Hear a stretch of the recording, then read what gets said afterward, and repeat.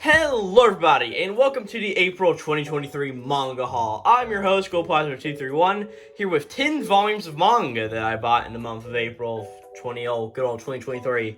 And yeah, this month has been a really weird month for me buying manga. I have 10 volumes right now that I bought this month, but for a good little stretch of time there, I actually had about 7.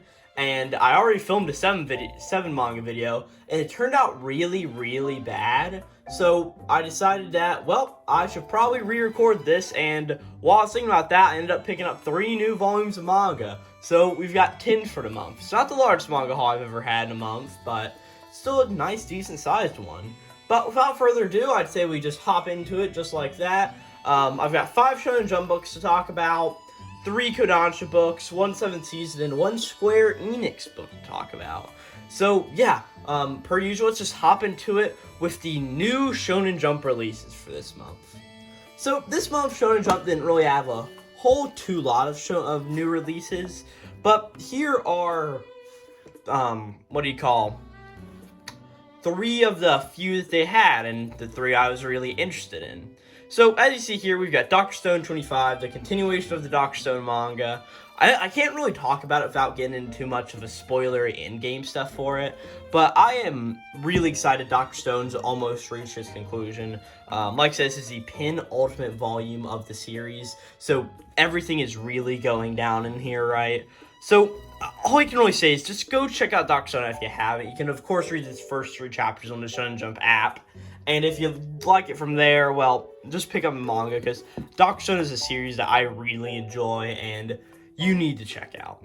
And then next, who would guess, but it's one of the other series that I champion for the most on this channel, which is Undead Unluck Volume 11. So, this is a weird volume of Undead Unluck. So, if you don't know, let me go over to my shelf real fast. Most of Undead Unluck has always had these white spines, right? The white spines, the color coordination on them. But this volume has a black spine, and this is just something that's so interesting and just so cool to see, right? Because in this volume of Undead Unluck is where a big turning point sort of in the series happens, right? If you're keeping up with Undead Unluck, you know what I'm sort of talking about, the whole thing that the arc is meant for. Like I said, I'm trying not to go into spoilers here, but I just want to talk about it. And this is sort of the volume where shit goes down.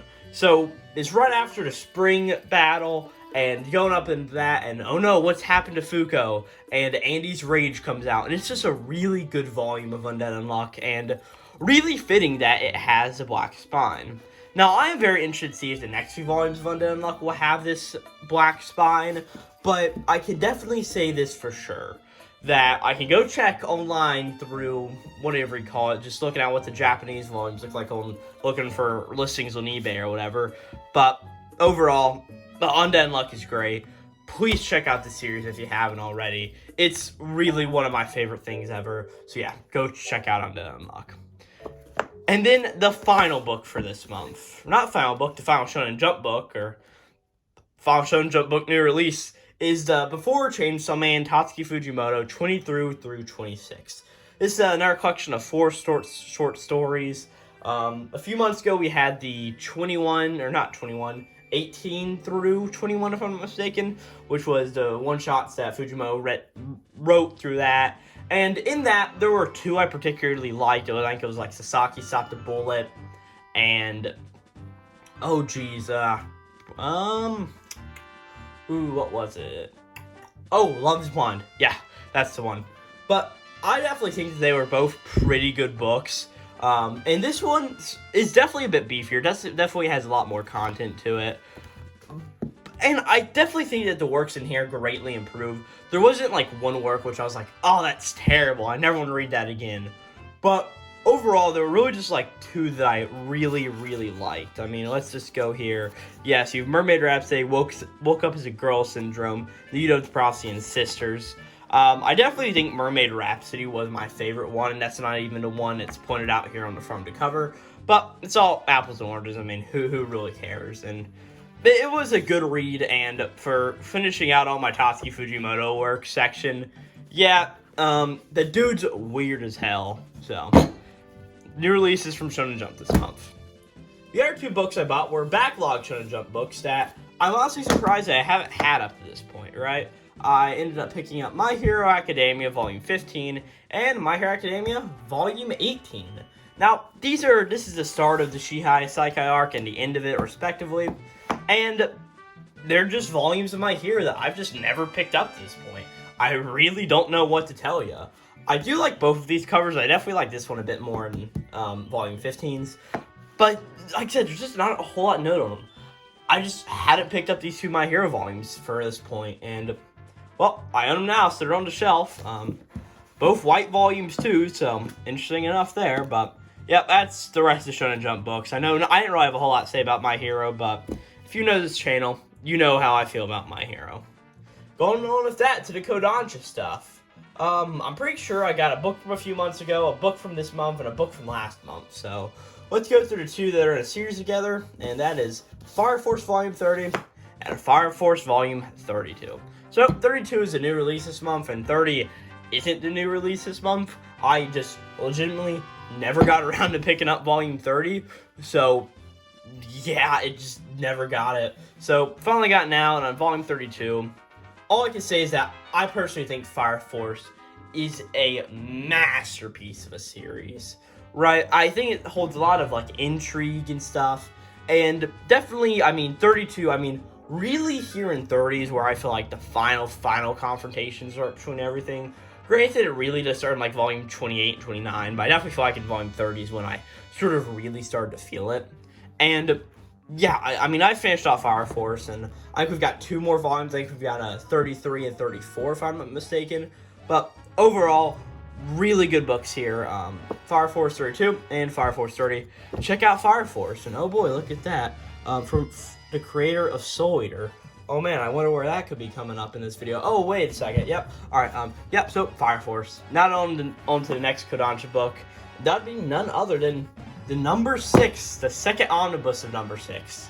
So, number 6, volume 4 through 6, or number 2 omnibus. Whatever you really feel like calling this thing.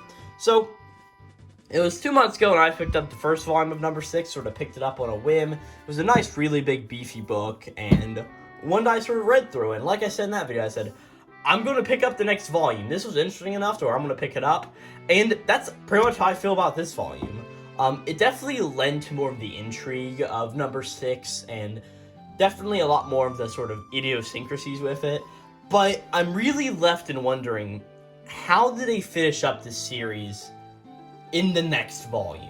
Because I'm pretty sure there's going to be 3 omnibuses of this out, and there's 9 total volumes, which means that in the next omnibus, the series is going to conclude, and just from where it is at this point right now, I am really interested to see where this goes. So, yeah, I don't really have a whole lot to say about number 6. I feel like it'll be much better if I can sort of put all my views together on the series just all at once there whenever the final omnibus comes out. And if I'm not mistaken, that comes out next month in May. So that video may be closer to coming out than you might realize. But yeah, number 6, I think is pretty good. Very interesting series. And yeah, just not a whole lot to say on it. And oh, look at that. We're finally at the end. We got 2 books left and 2 books that I'm going to have to talk about together. The first one is The Valiant Must Fall by Yu Ida. This is a book published by 7 Seas, and I think this is a really cool book, to be honest with you. It's got its own sort of slip covers, right? So just ones that bend into itself, sort of like actual Japanese books do, except it doesn't, slip. It's firmly attached, which I find is a really interesting thing. But sort of makes it annoying whenever you're trying to butt up this volume to others, right? You get that little just small space there and it doesn't quite go all the way back on your shelf, but it's cool. And then the other book is Soul Eater Volume 1, the Perfect Edition by Square Enix.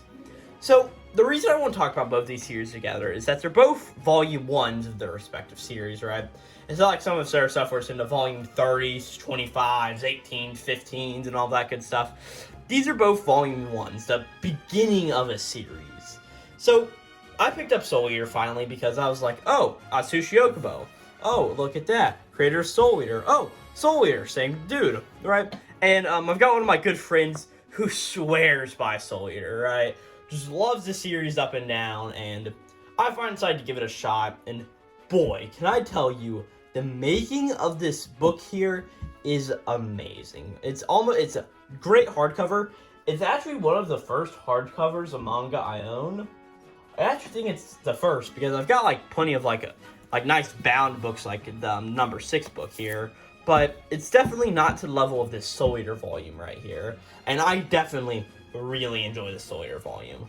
So Soul Eater is sort of on the premise of, okay, you have this girl named Maka, and she pretty much has at her will a dude named Death Eater, or Soul Eater, my bad, who is like a death scythe who collects souls and stuff.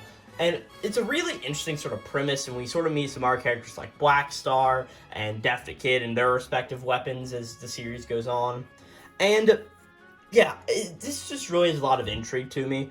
I could definitely see why people love it, but also at the same time, I was honestly wanting a little bit of that more world building that Fire Force gives us in the first few volumes, sort of saying, alright, this is spontaneous human combustion, this is what's going on here.